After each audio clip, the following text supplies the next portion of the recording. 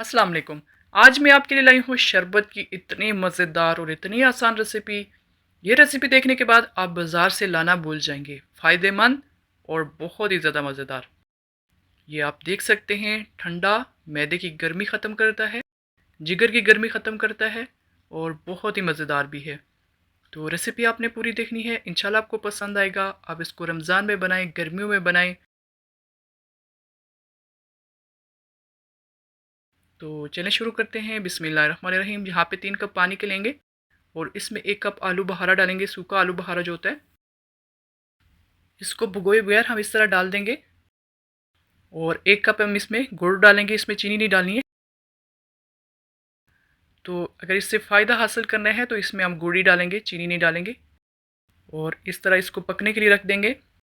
15-20 minute में आलू बखारा बिल्कुल गल जाते हैं और गुठलियाँ से आराम से अलग हो जाती हैं।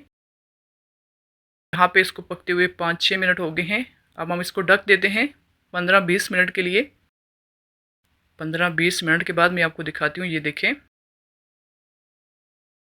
पानी पक के आधा रह गया है और आलू बखारा भी गल गया है। ये देखें, ये गुठली से बिल्कुल आराम से अलग हो जाता है।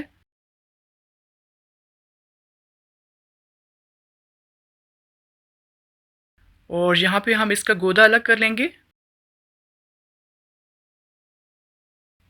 इसको ठंडा करके इस तरह इसका गोदा अलग करना है, गुठलियाँ सारी निकाल लेनी है।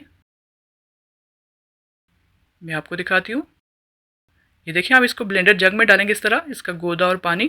गुठलियाँ हमने इसमें से सारी निकाल ली थी। अब हम इसको ग्राइंड करेंगे। ये देखें, परफेक्ट हो गया। इस तरह किसी भी कांच की बोतल में आप डाल के इसको 15-20 दिन आराम से इस्तेमाल कर सकते हैं। जब आपने इस्तेमाल करना है, इसको अच्छे से हिला के इसमें से 2-3 चम्मच गिलास में डाल दें। और यहाँ पे मेरे पास चिया सीड है, जिनको मैंने 5-6 घंटे भिगो के रखा था। चिया सीड के बहुत फ़ायदे हैं, आप इसको ज़रूर इस्तेमाल किया करें। और इसमें बर्फ़ अपने हिसाब से डाल दें, पानी अपने हिसाब से डाल दें, आपको जितना बनाना है। बस इस तरह इसको मिक्स करना है। अगर यहाँ पे मीठा कम लगे तो आप इसमें थोड़ा सा शरबत और डाल दें। और इसमें काला नमक ज़रूर डालना है, इससे इसका जायका भी आएगा और फ़ायदा भी बहुत बढ़ जाएगा।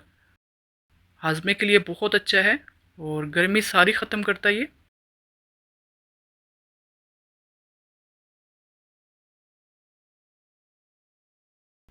फ़ायदेमंद और मज़ेदार। और यहाँ पे अगर आप चाहें तो इसमें ज़रा रोज़ सिरप डाल सकते हैं।